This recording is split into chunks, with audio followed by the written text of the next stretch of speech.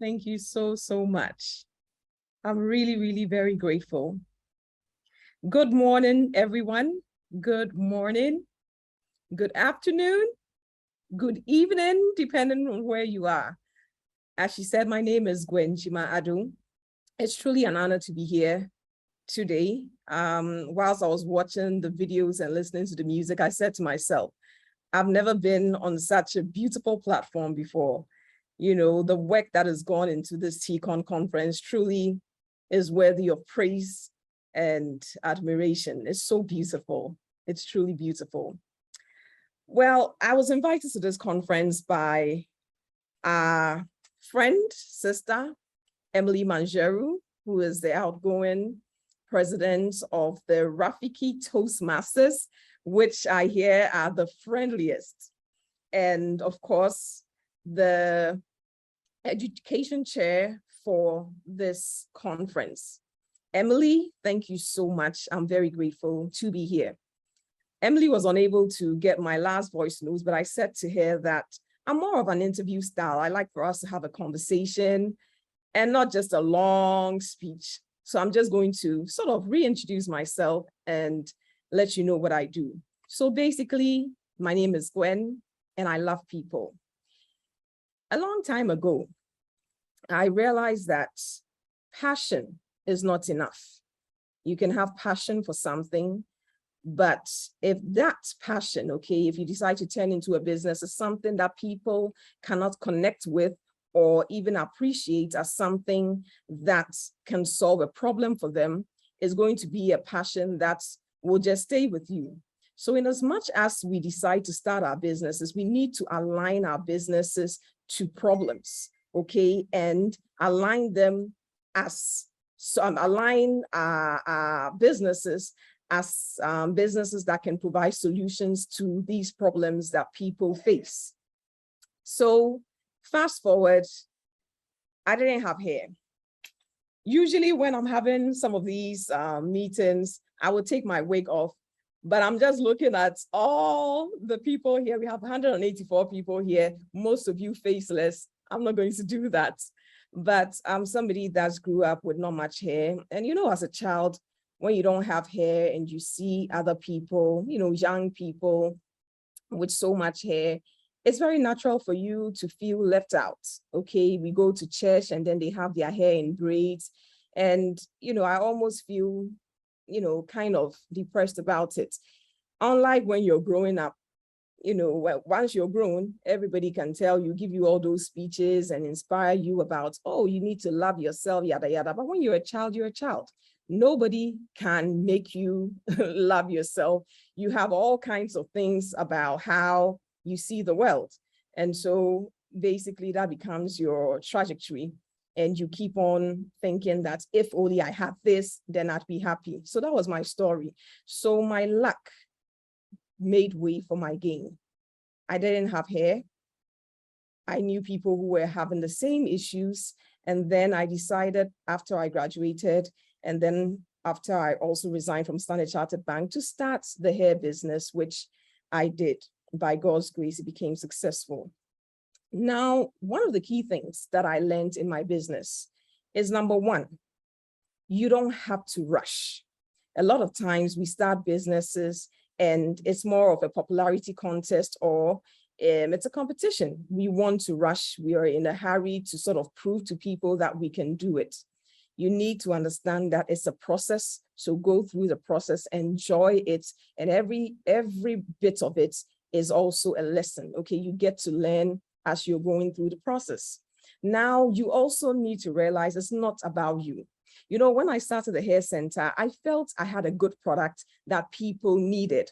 I also felt there was not enough, you know, options on the market. Do you realize what is happening? It was all about I.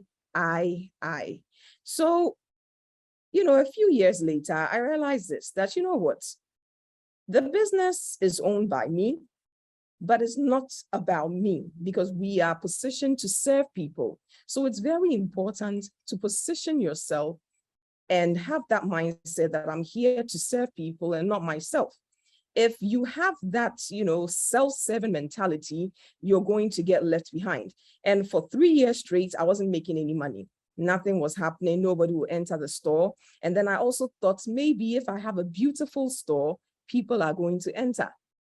I was in for a surprise. Beautiful stores or beautiful things do not sell themselves. What sells are solutions, okay? People are selfish by nature. Everybody is interested in transformation. We all want something that can solve our problems for us. So as soon as we find a product or a brand positioned to serve us, we're more than happy to be a part of it.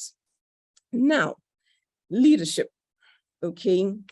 Leadership, most people think it's it's a title that you walk around with. I'm the boss, and this conference is that, making the boss moves. Yes, a lot of us are bosses, okay? And we like the idea and, the confidence that it brings because everybody is sort of, coming around you and they're excited. But you need to understand that leadership is not a title, it is a service. And all of us in here in this conference, I'm sure want to be great. We want to make boss moves. But what we need to understand is that greatness, okay, is actually a byproduct of learning how to serve. I want to repeat that. Greatness is a byproduct of learning how to serve. So if you don't have the heart to serve, you cannot become great and you cannot lead anyone. So leadership is actually a responsibility. It's not something that you carry around and say that I'm the boss. You're the boss, and so what? So we need to position ourselves as servants and not just leaders carrying titles. Now, one of the things, by the way, that I talk about all the time is humility. I'm very active on social media, specifically Instagram, where you will find most of, messages that I share with people. I always talk about humility. Humility is very important. We always have so much, we live in an info age where people tend to think they know it all. People tend to think, I've heard this before, I know this and all of that. And so people tend to be arrogant without even knowing it. Over self-confidence and arrogance, there's a thin line between those two. Okay, so we need to be very, very careful. Okay, confidence and arrogance. There's a thin line between them. So we need to always exercise humility, because when you're humble, people connect with you and people are more than willing to sort of embrace whatever that you have to say, because people don't connect with arrogance. Now, skill. There are a lot of people here that are skillful. You're good at what you do. People give you the hype. Don't let the hype get into your head. I have a brother, George. So George is my coach. And, every now and then when people are saying great things about what we do, he always says, Gwen, you need to always remember that you're nowhere yet. We're still on this journey. We have just started. So just know and be careful that it doesn't get into your head. Because if you're not careful, it's going to get into your head. So he says that we always have to understand that in as much as we're skillful, our skill will not open doors for us.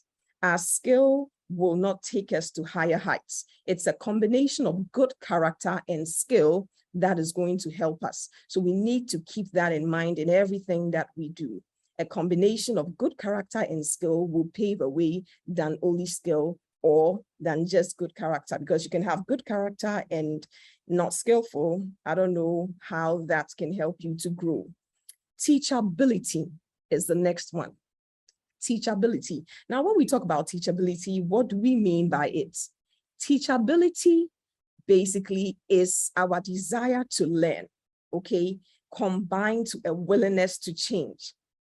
For you to be teachable, you have to have that desire, that hunger within you that makes you say, you know what, I want to learn. I want to know more. If you stop learning, they say what? You die. And not just a hunger, but you have to have that willingness, because a lot of us want to learn new things, but we're not willing to change. We're set in our ways. So even though we've accumulated so much knowledge, we are people that do not change. Our ways are still the same. And when there's no change, there's no progress. So it's very important that in as much as we're learning, we also have the position and that heart to change. And people. For those of you who are entrepreneurs hiring people, here's what I need to share with you. People are very important in your organization. Obviously, you cannot do everything by yourself. Everybody has different skill sets that they bring, and all of us, together we achieve great success. But it's also important for you to hire the right people. So even though people they say are your greatest assets, the right people are your greatest assets. The right people, you need to find the right people to do the job. Back in the day, I wanted to employ just family members who, by the way, were not willing to change, not all of them. But I felt that was the right thing to do, in terms of building a long-lasting business model, a model that will last long after me. But I also realized that in as much as we have love to include people, we also need to have the clear understanding that to move our businesses forward to the levels that we want them, we must have what we call the right people on board. The right people are the ones that are going to help us.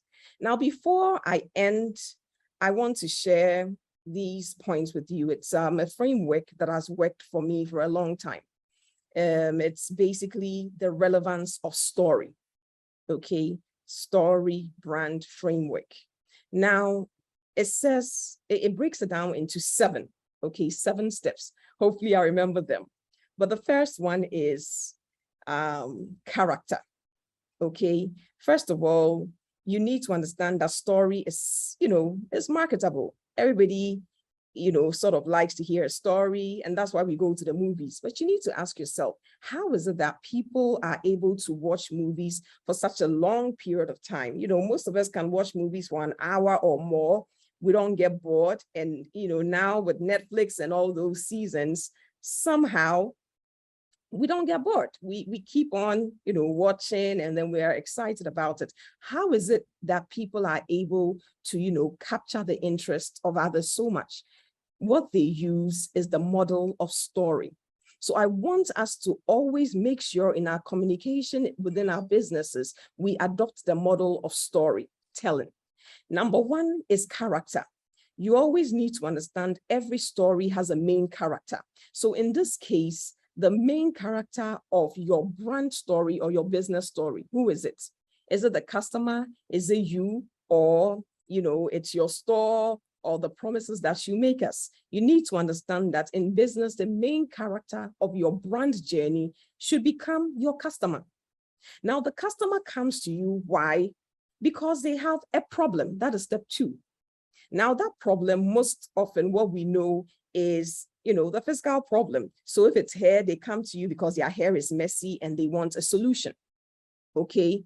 Now, when they come to you, you need to understand that most of the people that shop from us, they are buying, external solutions to internal problems that they cannot discuss with you. So if you're on this platform and you're, a counselor or some sort of, or even a psychologist, sometimes our clients are not able to sort of express some of the things that are happening deep within them, okay? So we need to always understand this fact so that when we're developing our brand strategy and all of that, we look within ourselves, we ask more questions, and then we project things that people may not necessarily talk about. So if I'm going through a rough patch in my marriage and I'm a counselor, one of the things that I will project is, are you going through problems? Okay. Are you going through problems in your marriage? Are you unhappy? Because sometimes when we're unhappy, we don't want to tell people that we're unhappy. But if somebody can solve our problem and give us happiness, well, what they have to do is probably project the fact that they can solve this problem by projecting our problems first. So people get attracted to their problems. When they see somebody highlight their problem, at once their interest peaks. So number 1, the character is the customer, and the customer is the hero. Now, the customer comes to you because they have a problem, and that problem could be a physical problem, it could be an external problem, an internal problem, or it could be a philosophical problem. Philosophy is what you come to meet on the ground. You have to do this, you have to do that. Life is such that you have to dress in a certain way. That is philosophy, okay? And all those things move people to connect with our businesses. Now, when they come to you, they are not looking for people that know it all to say, sit here, sit down, do this. No. They come to you because they have, oh, somebody asked a question, it's distracting me. I'll get back to you. Expansion usually requires, okay, I'll look at it later. But basically they come to you because they have a problem, okay? They want a guide, sorry. So as a guide, your business is a guide, but your business has to have certain elements to enable us to connect. Okay, what are some of the elements? Number one, we have to trust you. And you also have to show us that what you say you will do, you will do. Now, most of us rush into businesses. I mean, you know, we do copy and paste like I was doing in the beginning when I started my business. I made it all about me. So I had made myself the hero. People push back when you make yourself the hero. What your customers want is they want a partner who understands them. So as a business, you must have empathy. And apart from empathy, also, you must show authority. Empathy enables us to, you know, understand you and feel like you connect with our problems. And so we come to you. And then authority basically makes us trust you.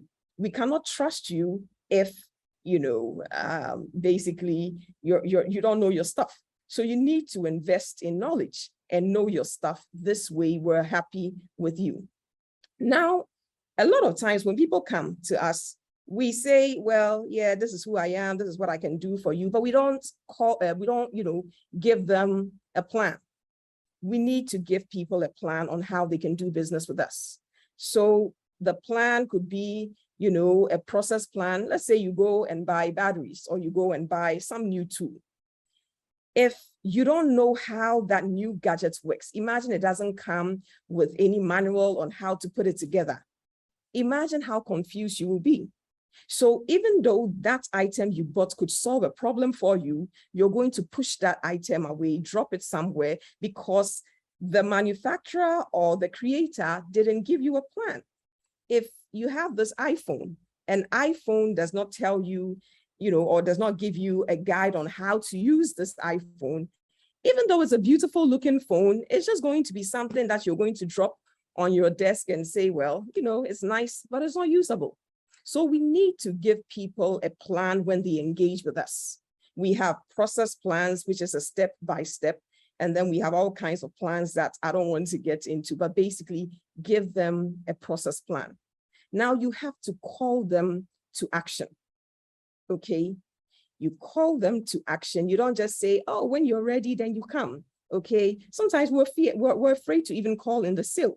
We're scared because we're afraid of, you know, people rejecting us or saying no. You have to, you know, develop tough skin.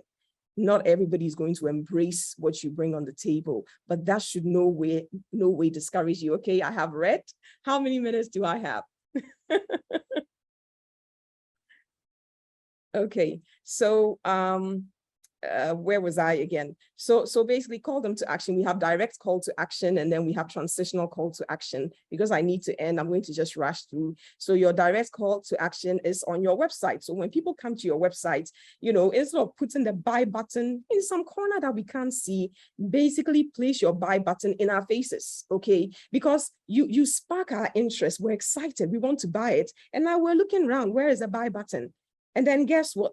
This is the digital age. There's a plethora of information on the market. If you do not call us to action, somebody else will, and then we'll go and give them business. So you see, the issue is that not that our products or what we do is not great, it is how we speak about them. So it's very important for us to adopt the storytelling, you know, strategy. And that is not telling the story about how you started, because no one is interested in how you started.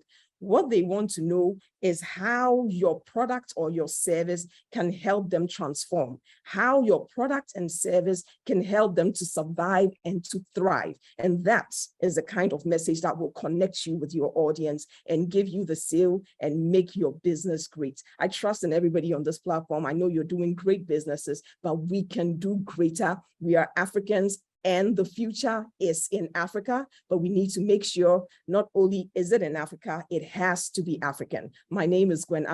It was a pleasure serving you today. Wow. The future is African, and we must take it.